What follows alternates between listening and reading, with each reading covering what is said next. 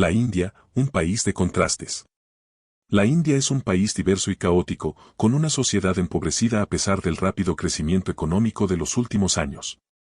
Nueva Delhi es la capital de India y la ciudad de entrada más habitual al país. Se trata de una enorme ciudad donde el bullicio y el estrés son sus parámetros característicos, al igual que tantas otras ciudades. La historia de la India es la historia de 1000 culturas, una fusión cuyo legado ha quedado plasmado en el arte de arquitecturas, costumbres, idiomas y religiones que conforman el país. El 15 de agosto de 1947 se estableció formalmente la Unión de la India, después de años de una lucha no violenta que incluía huelgas y no participación en elecciones. El alma y líder de esa inusual resistencia fue Mahatma Gandhi, quien caería asesinado al año siguiente por un fanático hindú. La capital del país es la segunda ciudad más poblada del mundo, con más de 32 millones de habitantes. La densidad de población, el caos de las calles y el ruido de la cantidad de autos y motos que cruzan sin aplicar ninguna medida de seguridad hacen que los turistas acaben amando y odiando a partes iguales la ciudad. Las tensiones entre distintos estados de la India son constantes. Es que cada uno tiene su historia, sus héroes, sus platos típicos, incluso su propio idioma, que los habitantes locales prefieren usar antes que el hindi o el inglés, las dos lenguas oficiales. Antes de que los británicos llegaran en el siglo XVII, solo había reinos independientes que batallaban entre sí. Entonces, ¿qué mantiene unida a una sociedad tan diversa y contrastante? La respuesta no puede ser una sola. La religión es uno de los factores de unidad. Más del 80% de los más de 1.400 millones de indios practican el hinduismo, el tercer credo más extendido en el mundo, después del cristianismo y el islam.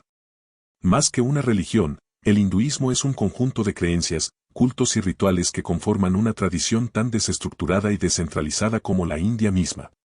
Esa tradición religiosa es la base del sistema de castas, una estratificación social que funciona como elemento de aglutinamiento desde tiempos inmemoriales.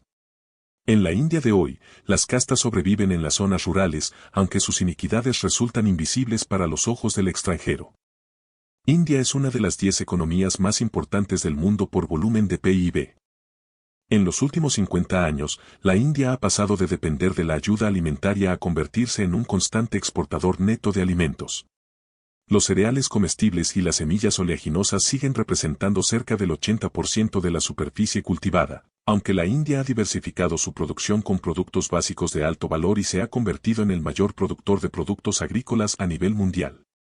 A un nivel, la respuesta es simple. El enorme crecimiento poblacional de India proporcionará, por sí mismo, un aumento importante de la economía. En contraposición, la falta de reparto de esas riquezas es abrumadora. India registra 300 millones de pobres, la mayor cantidad del planeta, más que toda el África subsahariana junta.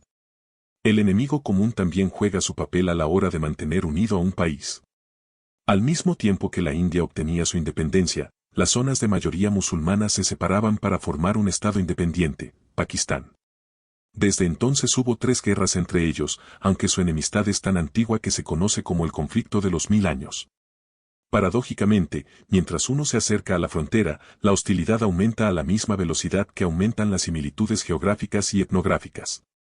Los habituales tiroteos y muertos en la norteña Cachemira son la herida más supurante de esta enemistad. Sin dudas, el alcance económico de la India ha desempeñado un papel considerable en su reestructuración, aunque otros parámetros han permitido la afirmación de su posición como potencia emergente, la cual se evidencia particularmente desde una óptica demográfica. Hay que añadir a esto una diáspora de 2,7 millones de personas, instaladas mayormente en los Estados Unidos, cuya influencia geopolítica y económica aporta a la India una considerable rentabilidad de las inversiones. Es además una potencia nuclear, ya que las autoridades han revelado sus ambiciones, al realizar varios ensayos en 1998 y al poner en práctica enclaves estratégicos y militares que les permitieron hacerse escuchar en el acuerdo de las grandes naciones. Y finalmente, Nueva Delhi intentó perfeccionar su imagen, recordando en la medida de lo posible, su estatus de potencia democrática. El impacto diplomático y la repercusión geopolítica de esta situación particular le permitieron alcanzar mayor poder. Así es la India, un país de distintos contrastes.